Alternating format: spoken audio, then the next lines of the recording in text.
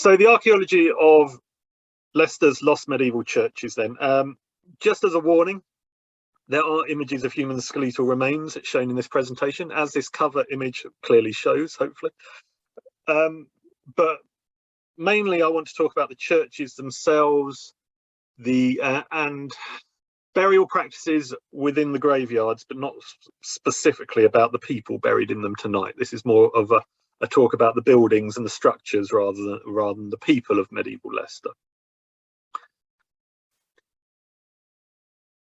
If we stand anywhere in the English countryside, we'd be hard pressed not to see a church somewhere within our field of view.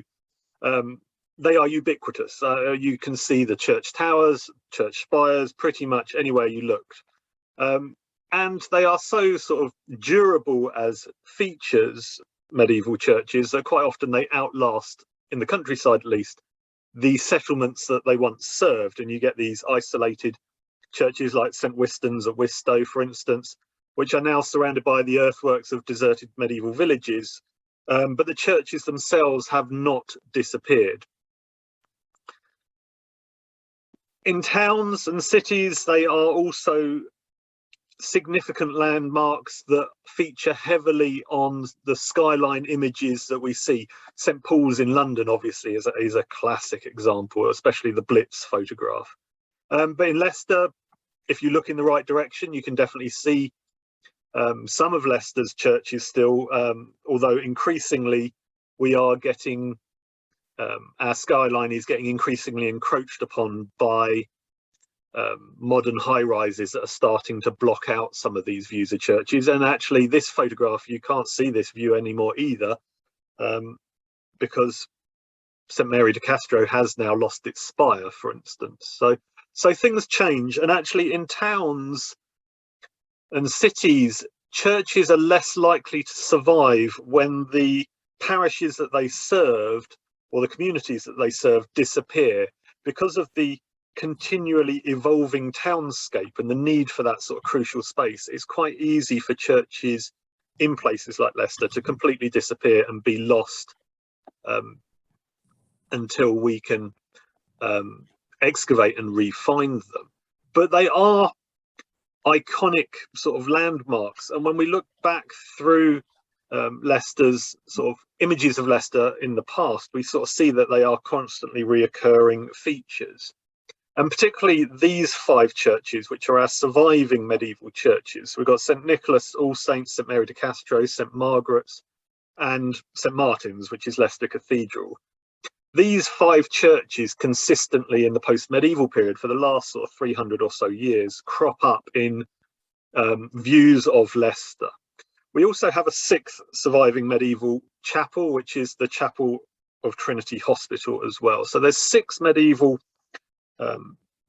buildings still surviving in Leicester today. And as I said, when you look back through oil paintings and lithographs and engravings of Leicester, take this one for instance from 1846, from, or sort of roughly from the University of Leicester sort of angle effectively. You can see here you've got Leicester Prison in the foreground here, you've got the newly built railway coming in. You can just about on the right hand side you can see Newark Museum in its original form, and you can see quite clearly, proudly sticking up above all the buildings, the church towers and spires of what are mostly medieval churches. The one on the right is actually St George's, which is a 19th century church, but on the from sort of left to right you've got Mary de Castro, you've got St Nicholas in the background, you've got St Martin's, and you've got St Margaret's there as well.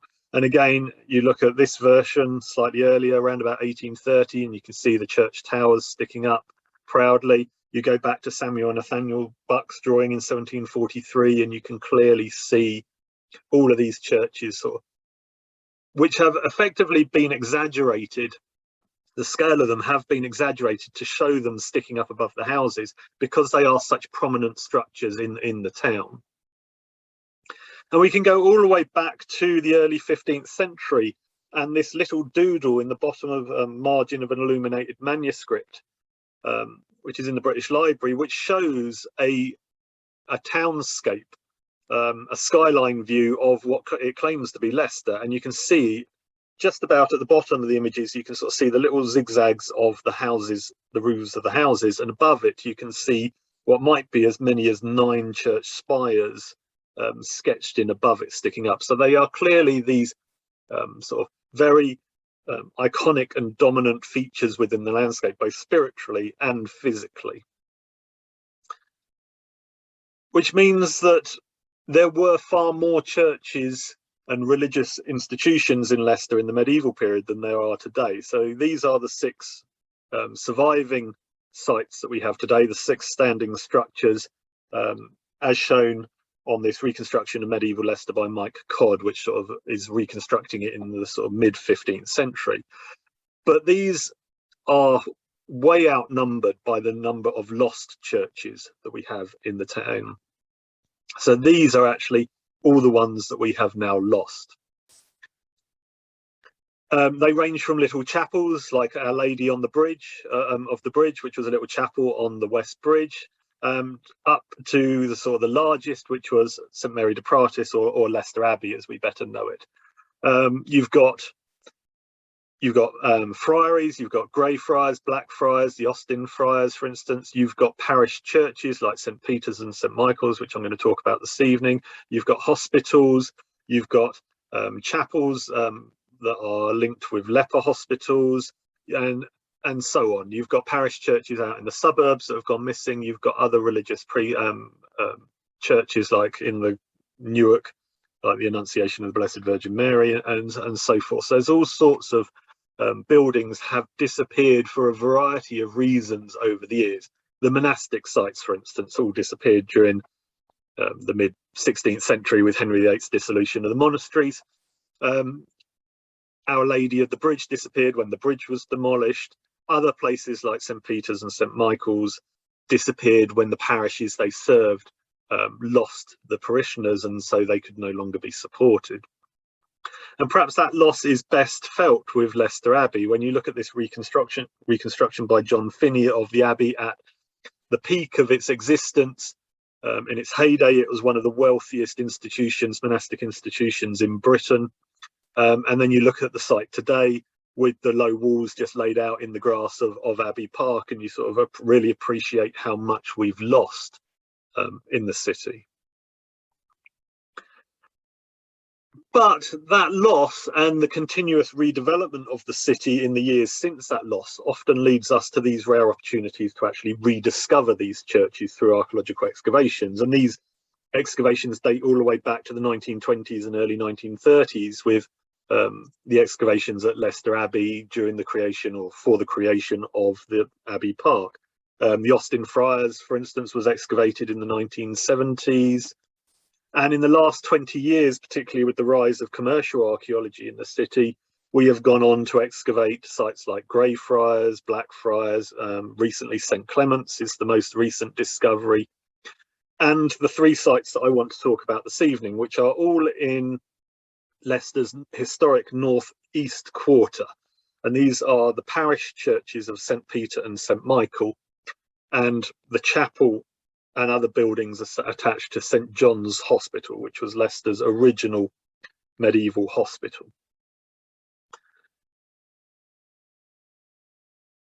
Now, St Peter and St Michael were both excavated during the work done in advance of the Highcross shopping centre excavations, and more recently St John's Hospital, which was on the corner of what is today Highcross Street and Vaughan Way, was excavated, or partly excavated. Most of it is actually under the road and pavement during the recent apartment blocks that have been built on the site of the old All Saints Brewery that was on the corner there.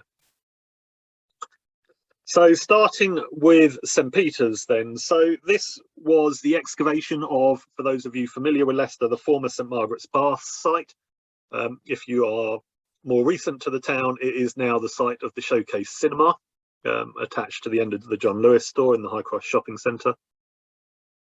The excavations were between 2004 and 2005 in a whole series of evaluations, mitigations, and then a large scale excavation, which is the one you can see in the back of this photograph, of the church and cemetery site with some of the cemetery actually going off beyond the excavation into the back of the photograph. So some of the cemetery has not been excavated and still lies beneath the outside paved bits of the Highcross shopping centre. Now, not a lot of this church survived its demolition. It had been extensively demolished and quarried, and even the foundations had all been robbed out. But that didn't mean we couldn't see where the church had been, and enough survived to be able to sort of come up with a phase plan for it as well. And that's because the foundation, the emptied foundation trenches, had all been backfilled with the discarded rubbish left behind from the demolition, and leave these orange linear strips that are very clearly visible against the much darker burial soils around. And you can see from this photograph here, you can see all of these orange sort of lines. These are the lines where the church walls used to be. So we've got, within the excavated area, we've got the bulk of the church, and then surrounding it we've got the a large amount of the graveyard, but not all of the graveyard. As I said, some of it went under the old St. Peter's Lane and still is beyond the sort of excavated areas of the project. Start us off then with a bit of background historical information for what we know about the church and sort of the questions we had going into it. So we know by the fact that priests connected with St. Peter's Church are first mentioned in 1200, that it was in existence by the beginning of the 13th century. The church is first mentioned by name in 1220, and we know that there was a vicarage attached by 1226 as well. It belonged to Leicester Abbey, as did most of the churches in Leicester. And in 1998, Paul Courtney, in his article on the medieval town in 1998, which you can read in Transactions, it's in volume 72, suggested it was founded during a phase of urban expansion in the 12th century. The parish was always thought to be a poor parish in the back lanes of Leicester, and that was because in the 1250s it was valued at 3 marks, which, when you compare it with St. Martin's parish, which was valued at 15 marks, suggests that it was quite a poor area. The parish, though, was prosperous enough by the sort of end of the 14th century, however, for the church to support a vicar and up to 3 chaplains. And then in the 14th and 15th centuries, we also get various records to a number of different anchoresses living in the confined quarters within the graveyard, possibly in a building next to the church itself or attached to the church. So anchoresses, these were religious women who'd chosen to live a solitary life and had removed themselves from everyday life. You get anchorites as well, which is the male equivalent. Some of these anchoresses were clearly treated with a degree of suspicion from the local community, because several of them were investigated for lollardry. So clearly the people found them unusual, and they were all found not to be lollards. But clearly there was sort of this this unusual aspect about their existence, confounded sort of the local parishioners, perhaps. In 1538, following the demolition of the dissolution of Leicester Abbey, the church then passed to the Duchy of Lancaster. But by the mid-16th century, it was in decay. It was used briefly as a grammar school at the end of its existence, with the church bells sold off to fund the repairs. And then it was demolished in 1573. And the drawing, you can see it on the right, is a reconstruction of what we think the church might have looked like based on the archaeological excavations. So there was the first question we had then was, when was the church founded? There was this idea by Paul Courtney that it was a 12th century foundation, for instance. But actually the excavations suggest that it's probably pre-conquest in its foundation, and that it may have originated as a little 2-cell 10th century stone church with a little square nave and a tiny little chancel. And this is because radiocarbon dating of some of the burials to the south of these 2 cells have come back as dated with 95% probability of somewhere between 890 and 1030. So we've definitely got 10th or early 11th century burials. So it's definitely not a 12th century foundation. It's much earlier than that. That original 10th century church then seems to have then been expanded in the 12th century with the addition of a much larger nave to the structure. And the excavation suggests that it is standing in on the sort of south side of the land between St. Peter's Lane, which is to the south of this plan, and St. John's Lane. So it would have been accessed from St. Peter's Lane, and that it's sort of standing in the sort of 10th, 11th, early 12th century. It's standing in a fairly open area that isn't heavily developed. There's definitely no evidence that it's sort of surrounded by dense burgage plots or something like that. The church then, through the 12th and early 13th century, continues to develop. And so in the 12th century, we can see that the nave is expanded to the west with the addition of a what seems to be a bell turret on the end of the church. And then in the early 13th century, or certainly by the early 13th century, a north and south aisle are then added to the church. And through this period, we can sort of see the beginning of the development of the land around the church as well. There is a sort of definable graveyard around it, sort of marked out by early pits. And these all appear to be quarry pits, quarrying the sand and gravel and clay underneath the area.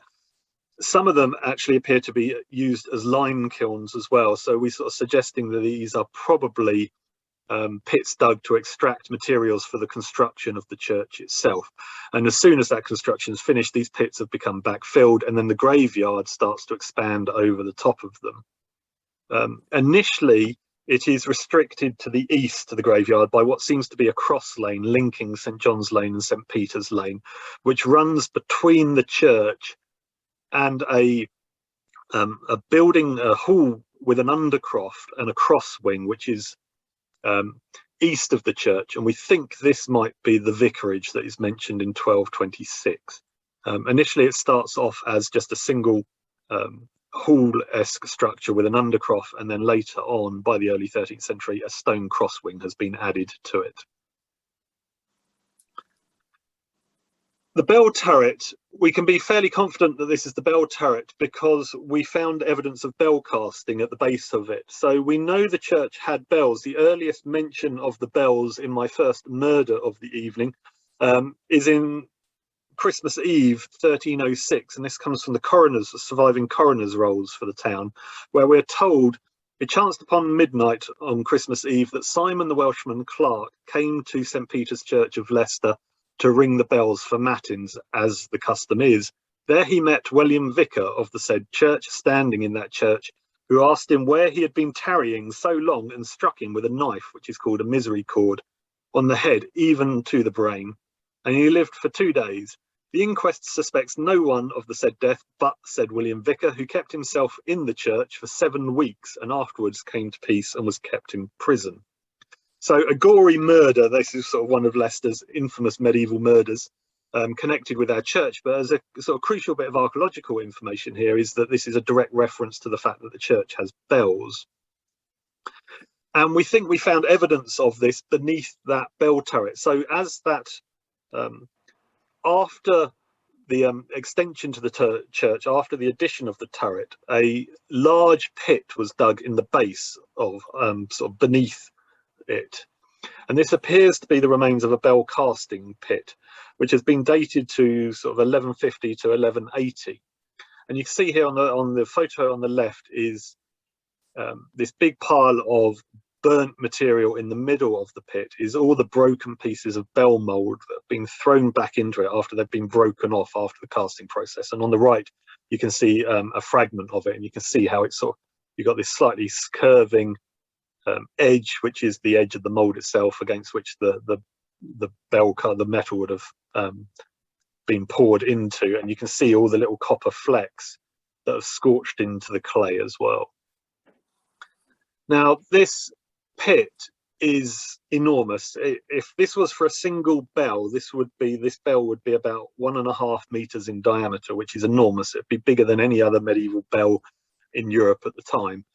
So it seems more likely that this pit was actually to cast a ring of bells, perhaps 4 bells, because we know when the bells were sold off in the mid-16th century that there were 4 bells.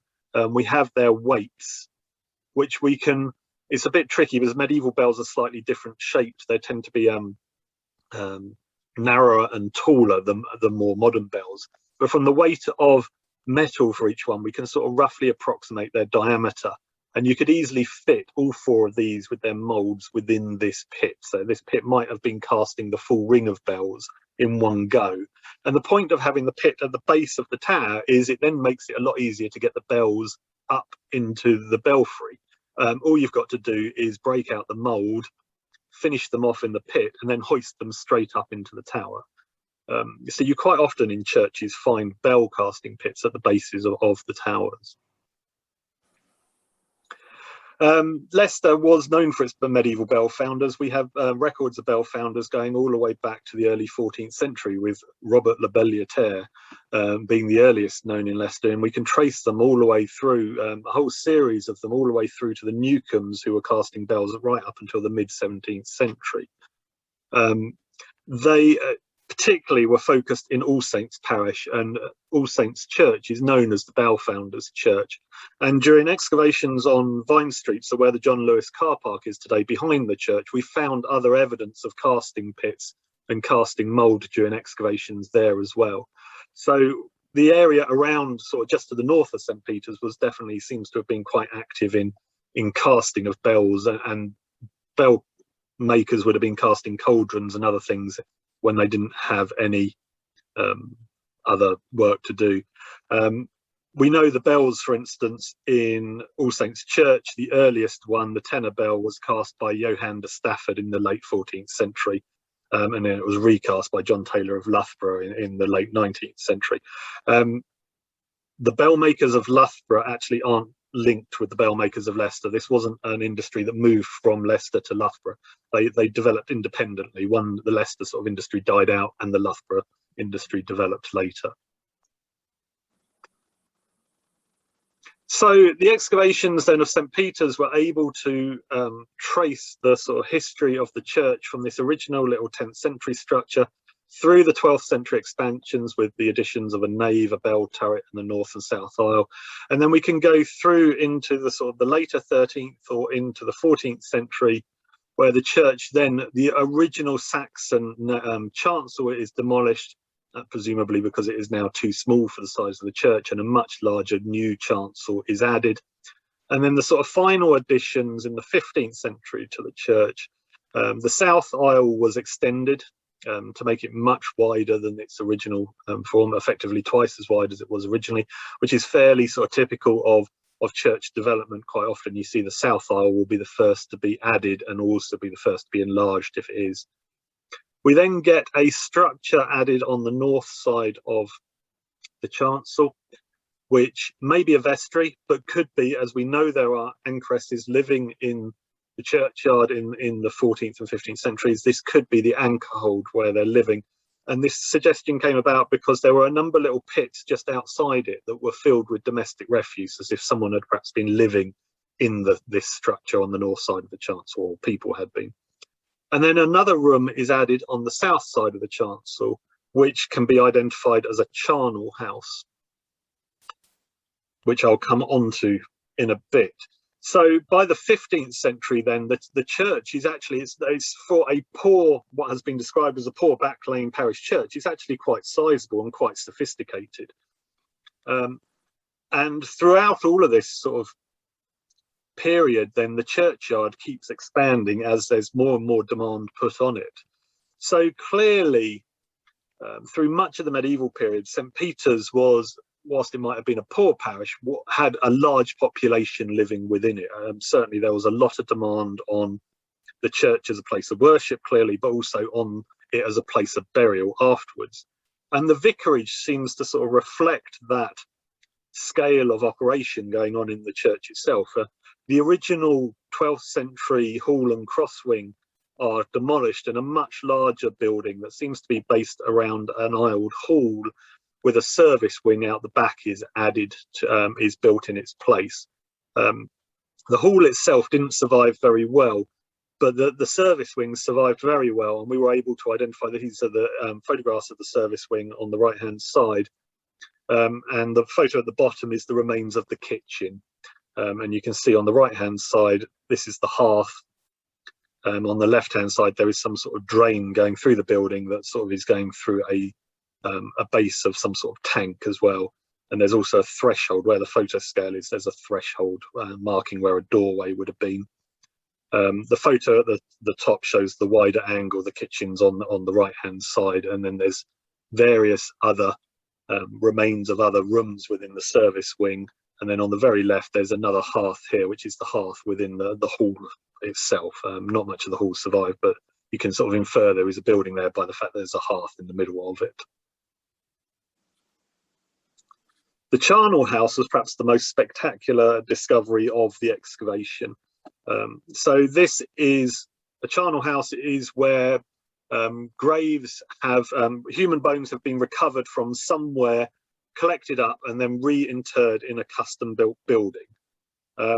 We don't know exactly where these bones have come from, whether they've just come from a general clearance of the graveyard to make more room, or what may be more likely is that these represent all the individuals that are buried in the area that was disturbed by the expansion of the South Isle, and that they were specifically removed to make way for the Isle, collected up and buried in reinterred in a custom built building next to the Isle afterwards. The stone walls themselves don't survive. That's the trench running around the outside. Again, like the church walls, they've been completely robbed of all their stonework. But remarkably, in this instance, all the stacks of bone within have still survived in their sort of stacked up, even though the walls have been removed from around them. Now, there was started off as a neat set of stacks on a nice stone floor, and then as either during the demolition the stacks have then collapsed inwards, or as the sort of those stacks were finished piling up, people started filling in the passageway in between. But sort of the middle bit was a much more jumbled collection of bones compared to the neat stacks on the outside, as you can see here. So these were the neat stacks of bones, which are predominantly the long bones from people that have all been stacked lengthways against the wall. And then stacked up against the sort of front of them are all the skulls. And then they're all sort of placed on this really nice Swithland slate flagstone floor as well. So you've got one little bit of church wall surviving on the left-hand side of the image here. And here's a closer detail of one of those stacks. So they haven't made any attempt to recover every single human bone from the individuals that have been disturbed here. What they seem to have tried to do is recover everything that would sort of make a person. So they've collected up all the arms and legs, the pelvis, the skull, but things like fingers, ribs, vertebrae, those haven't been collected up. So it's sort of like they've collected up sort of the bits that make an idealized individual, the key bits, without actually going to the effort of collecting everything. In total then, so then around the church and within it, then we have a large number of individuals. 1,314 skeletons were exhumed during the excavation. That, though, is probably only a third of the total cemetery population. As you can see, the burials are particularly dense around the east end of the church and the west end of the church, and around the little bit of the graveyard to the south of the chancel too. But we haven't excavated the southern, or half the western end of the cemetery, or the southern end of the cemetery either. And these are going to be the areas that are densest burial. And so it's likely that the total cemetery population will exceed 3,000 individuals buried here, of which, as I said, we've only exhumed just over 1,000. Now, it's actually impossible to actually work out the sequence of burial of all of these individuals unless you sort of radiocarbon dated every single person.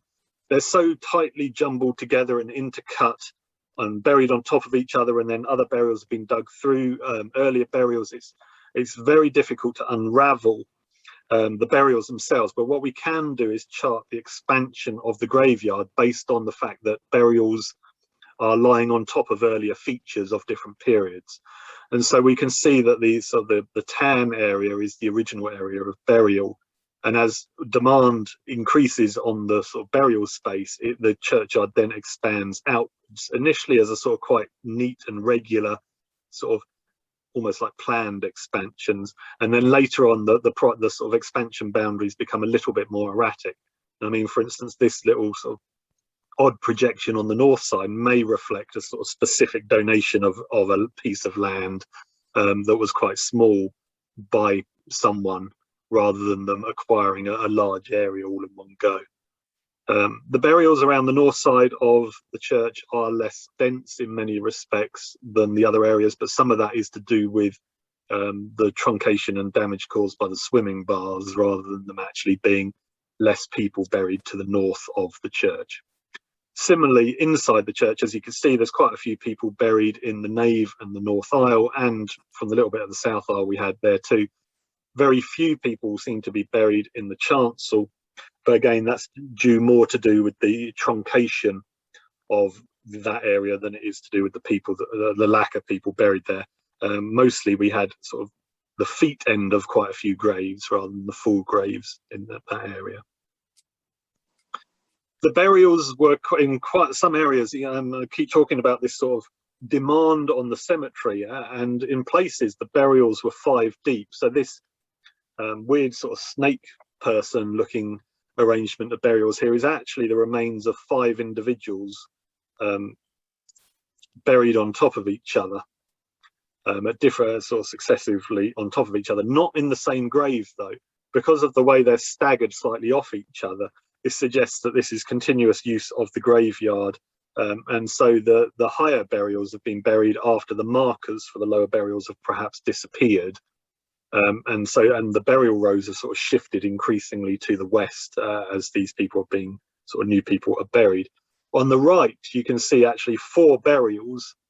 You can see the earliest one here, one is in the middle, then there's the arm of a second one to the left, the legs of 2 more to the right, but then you can also see the huge amount of disturbed bone going back into these graves with these individuals, by the fact that there's 3 random skulls and various other bits of bone here that aren't actually associated with these burials. So there's a huge amount of human charnel within the burial soil itself that has been caused by repeated use of the same space for burials over hundreds of years. There was also sort of some macabre discoveries in that, certainly in the sort of 15th century burials, the expansion of the graveyard towards the end of its history seems to have gone into areas where pits and earlier features hadn't had time to fully consolidate before it became a graveyard. And so we ended up with this scenario where these 3 poor individuals have actually been buried, and then the ground beneath them has settled, and 2 of them have actually ended up upside down in a pit. And so this one in the middle here, this is the legs, the top left here are the legs for this individual. And so clearly this body has sort of separated and settled down whilst it was still sort of semi attached to itself. And so we've found in this pit this rather macabre situation of these upside down burials. We also have evidence of calamities within the parish occurring in the graveyard. So in one corner of the graveyard to the west of the church, we found part of a mass grave. Now this seemed to have reused a quarry pit from perhaps linked with the church's construction. And we recovered from this pit a minimum of 22 individuals buried in 3 layers. And the pit itself was large enough, and we didn't fully excavate it. It went beyond the edges of the excavation. It could have contained up to 100 people in this pit. It was certainly big enough. These all represent individuals that have died of a single event, it seems. They've all been buried together, or in very short order, at least, from something like some sort of disease spreading through the community, or some sort of epidemic or something like that. All ages were represented and all sexes in the pit, but 46% of the people buried here were under the age of 13. There was no obvious causes of death for any of them, but they all showed signs of ill health and malnutrition. And they're not victims of the plague, which is sort of the first thing you sort of think of when you see mass burials of the medieval period. Radiocarbon dating tells us that these individuals died. This epidemic was sometime between 990 and 1160 with a 95% probability. So they died nearly, whatever this epidemic was, they died nearly 200 years before the Black Death arrived in 1348. And we've actually found something very similar on the recent excavations at St. Clement's as well, where a large number of mass burials have been recovered with a similar radiocarbon date, which starts to make us, what was this calamitous event going on in Leicester in the 10th, 11th, or sort of the 11th or early 12th century that might have caused this? And actually, there might be a clue in the Anglo-Saxon chronicles. When we look at the Anglo-Saxon chronicles for the 11th century, for instance, we can come across all of these references to famines and disease that was widespread across England. So 1005, for instance, this year was the Great Famine in England, so severe that no man e'er remembered such. And you look at 1087 again, afterwards came through the badness of the weather, so great a famine all over England, that many hundreds of men died a miserable death through hunger. And you see this repeatedly occurring through the 11th century. And so clearly there were scenarios, and when we consider the fact that all of our individuals in this pitch were in poor health and malnourished, then perhaps something like this sort of these great famines that were sort of affecting England in the 11th century is a good contender for the cause of our mass burial, perhaps. Now, when we think of medieval burials, we quite often sort of think of Christian burial practices are tended to be sort of quite simple. You get an east-west orientated burial. They might be in a shroud, they might be in a coffin, but you don't actually think of them as being overly elaborate, perhaps, in the burial practices you see. But actually, the excavation of St. Peter's has cast up a sort of huge variety of means of burial within the graveyard. Our earliest tradition, which seems to be a late Saxon tradition of the sort of 10th, 12th centuries, is being buried in a shroud, but on a bed of charcoal. And we had a number of these, and these were the ones we radiocarbon dated, so we can be sure of this date, which is identified these early burials. So 90% of the burials around and inside St. Peter's were shroud burials with no coffins. Less than 10% of people were buried in coffins. And where we found coffins, they were all timber. Generally, they could be rectangular or tapered. And where we had evidence, it was usually because we found that they'd been nailed together and the nails survived more than, or the coffin outline survived, but the wood didn't. In some instances, there might have been coffins that were fixed together with wooden dowels. Sometimes you could see coffin outlines in the burial soil without any nails present, for instance. In other instances, people might have been buried with a timber plank sort of carefully balanced over the top of them, but not without an actual formal coffin.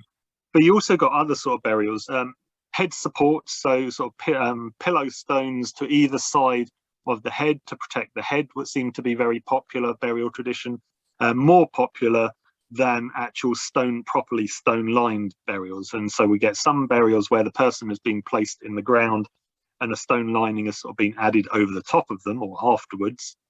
And so in these instances, this might be to then balance a wooden plank on top of them, perhaps. We had a few actual stone kists where the stone kist had been built before the person was interred in it. We also had quite a variety of sort of ways that the skeleton could be laid out. We had a number of double burials where we could be sort of confident that these were actually burials of individuals that were buried at the same time together in a single grave. And invariably when we found these, we were finding evidence that they were a pair of children or an adult and a child together. So perhaps representing a tragedy in a single family where multiple people have died of something, and so you're sort of perhaps seeing a mother being buried with a child, or a father being buried with a child, or siblings being buried together. We did have one prone burial. Prone burials are really tricky to interpret. Usually they're seen as signs of disrespect. Sometimes they can be interpreted as an actual burial practice.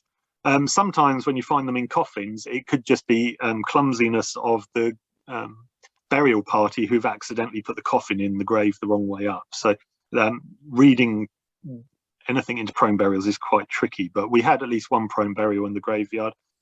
But we also had burials where you could either have people had been chosen to be buried with their, or when they were wrapped in their shroud, they were wrapped with their arms sort of quite tight to their sides, like this individual.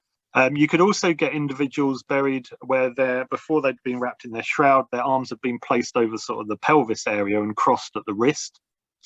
And we did also have a small number of individuals, all women, who'd been buried with their arms in a position of prayer over the chest as well, which seems to have been a specific sort of favoured tradition amongst some of the women of the parish. We also had within the, and these arm positions you could see in shroud burials and you could see in the coffin burials, they crossed. Within the coffin burials, you either got individuals that were just buried within a wooden coffin, but in some instances that wooden coffin had had a layer of ash put in the bottom and the individual had been laid on top. So this seems to have been a late 13th to mid 15th century tradition from the radiocarbon dates for these individuals. And you could perhaps say it's effectively a continuation of the charcoal burials of the 10th to 12th century. Again, there's not a lot of there's a lot of debate about how what these might be. Ashes to ashes, dust to dust, as a sort of a reference and a connection sort of crops up quite often. In the coffins, a layer of ash in the base may actually just help absorb decomposing fluids and keep the smell down, perhaps if the body is on display for a period. So again, there's lots of debate into many of these sort of burial traditions. There are a few unusual things though. I mean, in medieval burials, you don't usually expect to find grave goods. A few little items of clothing did appear. We had a finger ring buried with someone wearing the finger ring, for instance, as you can see on this hand here. There was some evidence of people being buried in clothing from the fact that we recovered buckles and decorative mounts that appeared to be from belts and hose fasteners. And one individual had actually we found a complete Roman trumpet brooch next to their right shoulder of an adult in St. Peter's, which, given its sort of position, we think might be actually evidence of a medieval person reusing a Roman brooch, and it was actually fixing something on the shoulder, some item of clothing or the shroud at the shoulder level. We also had this unusual burial, which is a male burial, middle-aged male buried in a coffin inside the church. And you can see the coffin outlined by the fact that there's a layer of ash at the base of it that has preserved the outline, and you sort of the little rusty red splotches around the edge of the ash are the remains of the nails. And then inside the coffin, though, on top of the ash, all of these reused medieval floor tiles had been placed as pillow stones. And there was a whole sort of collection of them beneath the skull, which had obviously been placed in the coffin before the individual had been put in there. So these aren't just sort of random broken floor tiles that have been thrown back into the grave fill when the grave is being backfilled. These are actually deliberately curated floor tiles with this individual. And you sort of wonder the fact that one of them is the coat of arms of the Earls of Leicester and Lancaster. You wonder if that is actually a significance that this person is being buried with, perhaps some sign of loyalty perhaps going in here. Or perhaps I'm reading way too much into that. But it's a curious burial anyway. And sort of harking back almost to pagan sort of practices, beneath the bell turret, in fact, we had a middle-aged male burial buried with a silver coin in his mouth, a silver coin of Edward I. So again, some sort of curious burial practices. And then perhaps our most interesting was the remains of a middle-aged female, again buried in the nave of the church on the south side. And this little sort of blob of lead was recovered from her, just above her sort of right hip, and in a position that suggests it might have been fixed to something that was being clasped in her hand. And when this was cleaned up, it was revealed that it was a lead papal bulla of Pope Innocent VI. So on the left, on the obverse on the left, you've got the images of St. Peter and St. Paul. And then on the right, you've got the Pope's name. So you can sort of see it says Innocentius, PP for Pope, and then VI for Pope Innocent VI. And so, again, this seems to be a tradition. So this is the seal that would have been attached to a scroll that would have had a papal indulgence written on it. And this person has been chosen to be buried with that papal indulgence.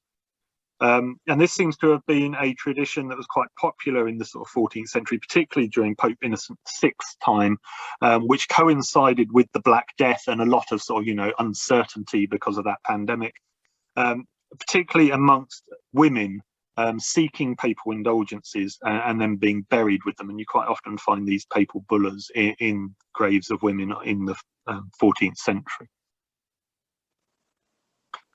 The church then, as I said, it sort of slowly, the parish declined, the population sort of disappeared, and the church fell into decline in the mid-16th century.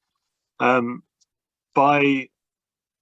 1564 and 1573, then the church was, or the south aisle of the church at least, was being reused as the grammar school for Leicester.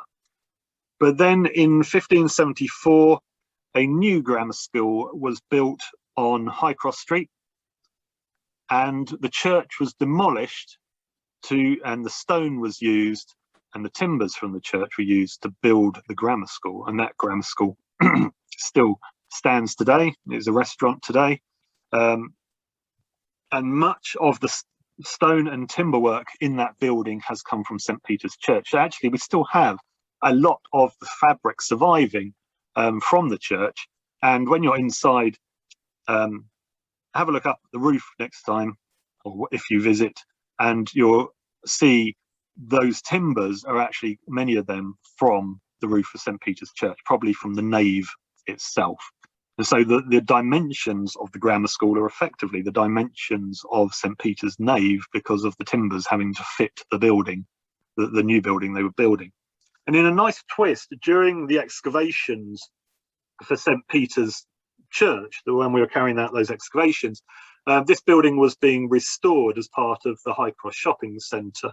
And the builders actually came round to the excavations and took wheelbarrows of stone that we were pulling out from the church foundations to help restore this building, because the stone obviously matched, and it was easier to then blend it in where they were repairing. And so in that sort of nice twist, during the recent work on restoring this building, St. Peter's again helped out.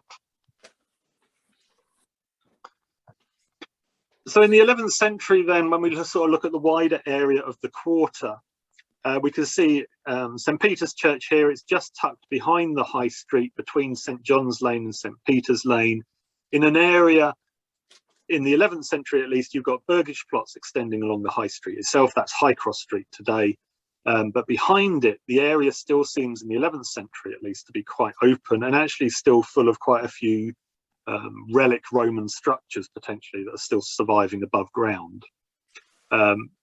By the 12th to mid-13th century, though, the town's prospects had rapidly expanded. The population was expanding, the town was becoming more prosperous, and these empty areas in the northeast quarter were rapidly filling in with activity. And so you can see around St. Peter's Church, now stretching down St. Peter's Lane, you've got buildings to either side of it. You've possibly got evidence of burgage plots appearing along St. Peter's Lane as well. So these are the parishioners that would be serving St. Peter's Church. But then even further into the northeast quarter, up around St. Michael's Lane, which then became Burgess Street and Elbow Lane, you've got a new area of development appearing, which seems to have necessitated the foundation of a new church, which is St. Michael's Church, which is what I'm going to show you next. So this was excavated during the excavations at Vine Street in 2004 to 2006. So that's now the John Lewis car park, the multi-storey car park. This photograph of the excavations gives you a sense of the scale of the excavations. The bulk of the Vine Street is better known for its Roman archaeology, and the big Roman courtyard house we excavated, which is actually what you can see being excavated in this photograph. But we also did have a medieval church and cemetery on the site as well, which tends to get a little bit more neglected when we talk about this site. You can see, though, it's actually very close to All Saints Church, which is the graveyard for All Saints Church, is literally the edge of the excavation. And so these churches are very close together, which gives you some idea of how dense the population was in these areas, necessitating these parish churches that were in quite close proximity to each other. So a little bit more about St Michael's Church then. Like St Peter's, the first reference we have to it is because we've got references to a priest and a chaplain in 1200. The church, like St Peter's, is first mentioned as a structure in 1220, and we've got a vicarage mentioned in the early 13th century as well, in 1221. Like St Peter's, it belonged to Leicester Abbey, but there have been two theories put forward about this church. In the 1990s, in 1990, Janet Martin suggested that St Michael's was probably a pre-conquest foundation. So you can read her article in the ArcSoc Transactions, it's volume 64. And then Paul Courtney in 1998, again, he suggested, like St Peter's, that it might have been part of urban expansion in the 12th century. So we have these sort of two conflicting theories here that the excavations could help unravel. By the 14th century, however, it seems to have been in quite a poor state. A guild of St Michael is mentioned in the 14th century, and this seems to have been set up as charitable support as the parish depopulated, and so the support of the parishioners themselves were no longer maintaining the church, and so this charity had been set up to look after it. A canon of Leicester Abbey is mentioned as resident in the church as an anchorite in the 14th century, which again, it sort of suggests that the area was depopulating perhaps by then. There certainly wasn't a vicar present in the church in 1487, so by the end of the 15th century it seems to have been completely neglected, and we know that the bell from the church was taken and rehung in All Saints Church in 1490, which perhaps gives us the date of its demolition. Certainly it was demolished sometime between 1490 and 1493. It's described as not being there anymore in 1493. So this church had gone before the end of the 15th century. And that seems to be because whilst it was in this sort of new area of urban expansion, that area wasn't particularly dense in population. The archaeology around the church buildings is almost more sort of rural in character. Rather than them being lots of dense, long, narrow burgage plots, it looks like the properties around the church were actually in these sort of larger square or rectangular crofts almost. It's almost more like tofts and crofts that you see in a rural village than something you'd expect in an urban sort of streetscape. So again, my second murder of the evening, and again, this sort of just gives us the fact that it mentions that the church is present and gives us a sort of little bit of an idea of what the area was like. We have Agnes Toprond. So this was 19th of February 1307. Agnes Toprond of Gascony, killed in the lane near St Michael's by Richard de la Pontfrete and his wife Isabella. The hue raised, the four townships, that is the four gates, came together with the frank pledge of the said township. Richard and his wife put themselves in St Michael's Church. So they basically fled to the church. After they'd killed Agnes, they fled to the church and claimed sanctuary. And the day later, on February the 20th, they confessed before the coroners of bailiffs, and because they'd claimed sanctuary and had confessed, they were allowed to abjure the realm. Dover was the port given to Richard, and in tragically probably for the couple, Isabella was sent to Portsmouth. So the couple were allowed to abjure the realm, but they had to abjure separately from different ports. We have no idea whether they made it to those ports or whether they were reunited later on, but basically the decision was made that Richard had to travel to Dover and Isabella to Portsmouth. So again, we've got this reference to a murder in the lane near St Michael's Church, and actually the coroner's rolls actually give us some sort of quite nice little insights into the late 13th and early 14th century around St Michael's, because it talks about there's a man that collapsed in his fields because he'd either had a heart attack or a stroke, but he's out in sort of fields, he's not at home. There's several other murders in the area that suggest that perhaps the area was sort of perhaps a little deserted and rough, and it perhaps was being used as a shortcut, but in the dark, perhaps it wasn't the wisest place to, sort of the lanes there weren't the wisest place to travel down after dark, perhaps. It doesn't sort of come across as sort of a really bustling place, at least in this period. And to be honest, we're not entirely sure we've even found the church. The evidence is so slight, it's not 100% convincing. What we think we've found, and this is more to do with the fact that the burials seem to surround this structure and respect it, that we think we found the church. It looks like it starts as a simple rectangular nave in the late 12th century, certainly in existence by 1200, which then has perhaps a porch, or again perhaps a sort of belfry-esque structure added to its west end in the 14th century. But the evidence is so slight. This is it, the whole church in the left-hand photo. We've got these little fragments of wall. None of them have foundations. None of them are substantial enough to suggest this was a stone structure. What we seem to have is a series of mud-bonded stone footings for what is probably a timber church here. So it was never prosperous enough to have been turned into a stone building. And by the 15th century, it looks like the nave had been demolished, but whatever the structure on the west end, the porch or belfry, was still standing as a focal point. And we know that because we've got 15th century burials of this photograph of this burial on the bottom here is one of them, which have actually been dug into or through the walls of the nave. So we know the nave has definitely gone by the 15th century, but this porch structure seems to remain standing, perhaps because it's still got the bell in it until 1490, if we sort of match up the historical records with the archaeological records. Unlike St Peter's, the burials here were all pretty simple. They were all shroud wrapped. We didn't have evidence of a single coffin burial from this cemetery, and they were all pretty simple. There was no evidence of sort of more elaborate pillow stones, stone kists, charcoal burials, ash burials, anything like that. They were all fairly straightforward, and they seem to fill a block of land. Now, there's large gaps here, particularly to the south of where we think the church is, and this area around this four-post structure. These big gaps here are to do with more modern truncations that have removed the burials, same with this big gap here. So what we've got is this dense cluster of burials along the north side of the church between it and St Michael's Lane, and then this big area of burials down the west side of the site. There was this curious little four-post structure in the middle of this burial cluster. Could be evidence for something perhaps like a lich gate, or perhaps the base of a cross within the graveyard, or something like that.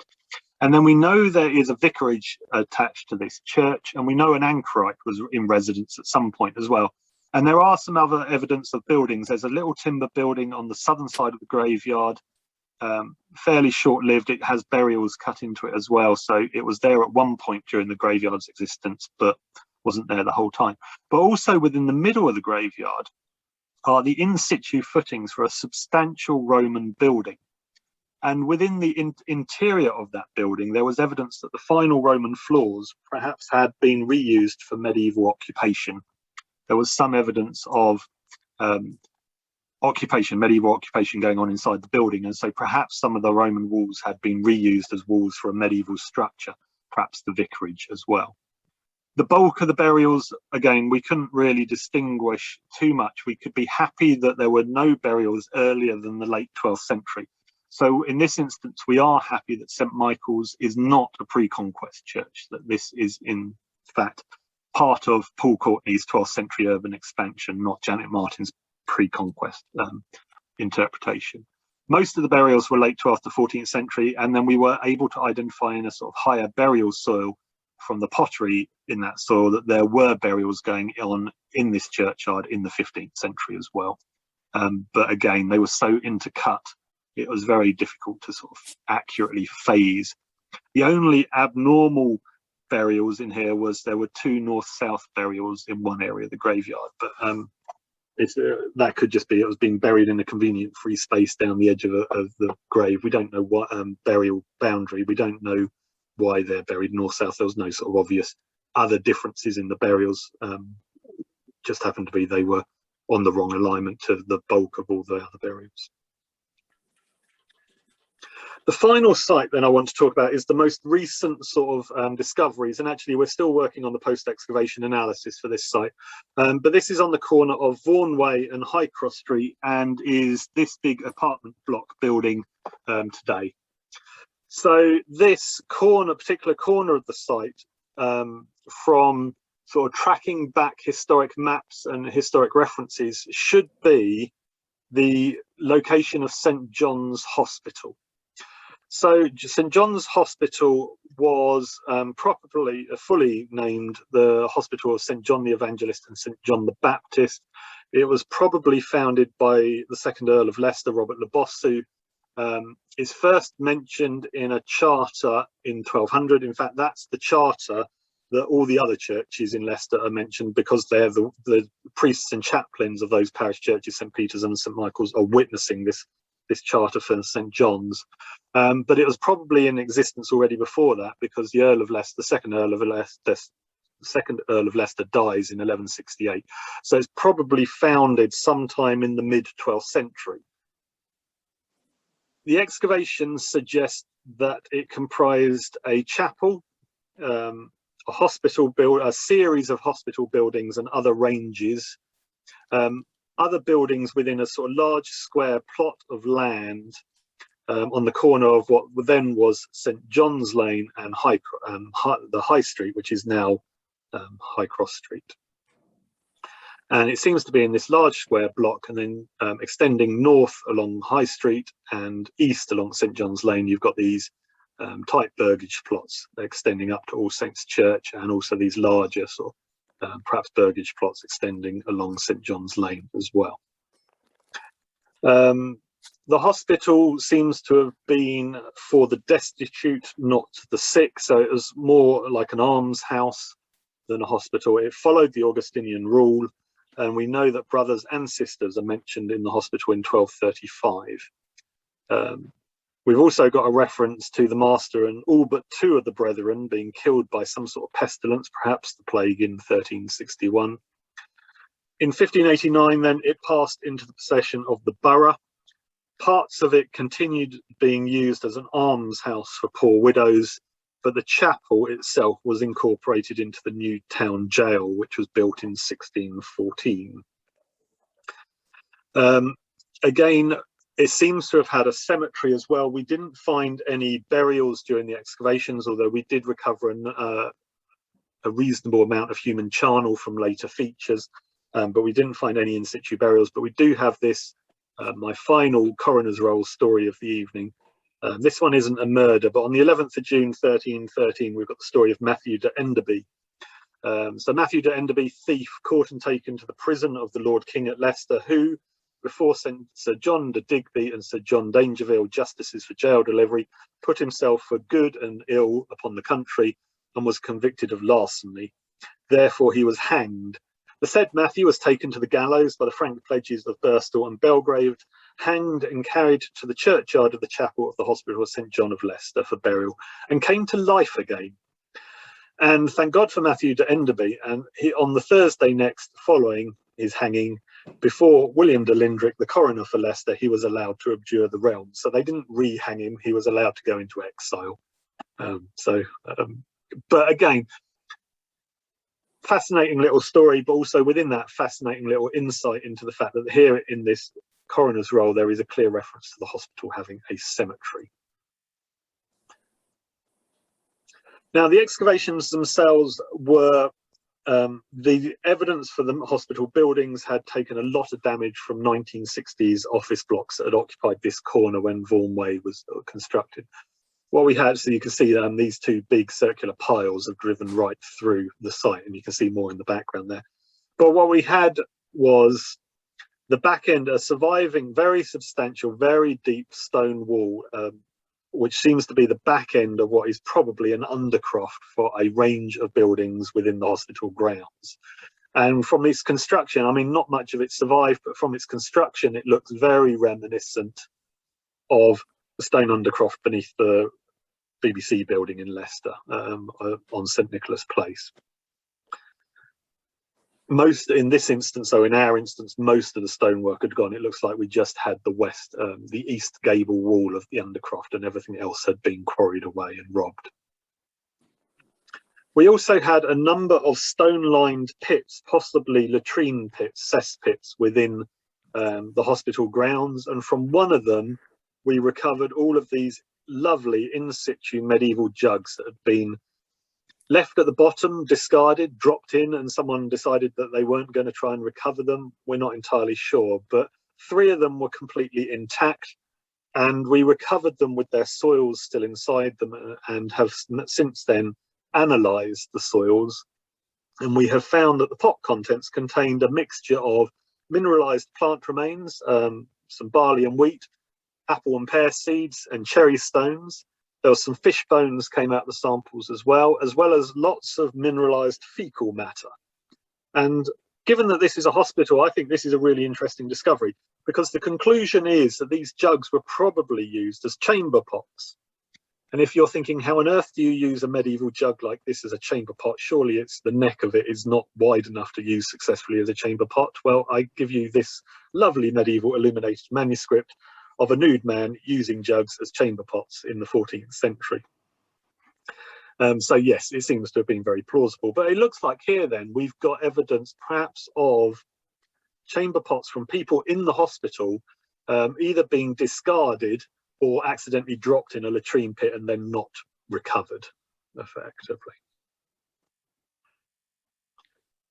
The chapel itself has proved a little bit more hard to find, mainly because it's mostly under the pavement and Vaughanway itself, I suspect. In the corner of the site, we had one substantial medieval stone wall that had clearly been reworked in the medieval period, because the post-medieval period, because it had brickwork on the top of it, cutting through Roman floor surfaces right in the corner of the site. And I'm pretty sure, based on the property divisions that we could see and sort of trace back on maps, that this wall must be the north wall of the chapel. But unfortunately, we weren't able to extend any further south to see what the rest of it survived. So that chapel then was incorporated into the town jail in 1614, which is this building here in this drawing reproduced from John Nichols's volume. On the left, you can just see the remains of the medieval hospital. This range of buildings, I'm sure, is a medieval building that is described as Bent's Hospital and St John's Hospital. This is the almshouse that came into being after the hospital was sort of shut down, and I'm pretty sure that's going to be an original medieval range there. And then this is the jail that was built. That jail was then demolished in 1792, and the former chapel actually re-emerged. And whilst in the excavations we only found this one wall, we actually were able to find that John Throsby, when the jail was being demolished, actually recorded all of these bits of medieval wall that turned up, and effectively created the very first archaeological reconstruction of a building in Leicester. So he never saw the entire ruin as it emerged. This drawing he produced and the description he produced is pieced together by lots of different observations on different days. But it actually gives us a really good idea of what the church and the chapel was like. He describes it, the pillars or columns, he gives us a very detailed description of it with dimensions, and this drawing that you can actually work out sort of what's going on. So on the left-hand side, it looks like we've got the remains of a barrel-vaulted cell at the west end of the building, which would be on the street end, which might be the remains of a tower, perhaps on the west end fronting onto the street, and then that perhaps actually created the entrance to the hospital as well. And then you've got this wonderful Romanesque arch with chevron and cable moulding, and I've meant to put this in the talk actually, but I've forgotten. Throsby actually recovered that arch and had it erected at the end of his garden. In John Nichols, there's a drawing of the arch and the back of Throsby's garden. And then you go into the nave itself, which is supported by these, again, sort of quite rounded arches. So it's fitting with sort of quite a Romanesque architecture here. So it certainly feels sort of like it is a 12th century building. But the fact that there are arches here and an arcade of arches suggests that this chapel must have had aisles as well. So it might actually be that the wall we've actually observed and recorded during the excavations is actually the north wall of an aisle rather than the north wall of the nave or this tower structure. I suspect the tower structure itself is definitely underneath the pavement. So yeah, so maybe we've got the north wall of the nave has emerged during the excavations. So we're now in a position, having sort of started off and sort of explaining that we've got all these lost churches of Leicester. Actually, now we've got very few lost churches. Whilst they're no longer standing, actually in the last 100 years, and particularly in the last 20 years, we have actually had chances to excavate quite a lot of these sites, particularly many of the sites within the walled area of the town itself. The Annunciation of the Blessed Virgin Mary, some arches still survive in the basement of the Hawthorne building. We've got some good sort of archaeological sort of evidence for the rest of the precinct it is been in as well, and sort of some of the ideas of how it was arranged. Austin Friars has been excavated, not the church, but the cloistral buildings has been excavated. We've excavated the chancel and some of the cloistral buildings at Greyfriars. St Peter's and St Michael's have effectively been completely excavated. We've now got a much better understanding of how St John's Hospital was laid out. Leicester Abbey, of course, has been fully excavated. And most recently, we have been doing excavations on St Clement's and Blackfriars, which are definitely still in the process of being interpreted. But we are now a long way further forward than we were even 5 years ago in understanding and locating these sites as well. And I'm sure as we carry on excavating, there will be more work done in the northwest quarter of the town around the Great Central Street Railway Viaduct that might reveal more about Blackfriars as well, for instance. I'm sure as we continue to excavate, we will continue making new discoveries about these sites as well in the future.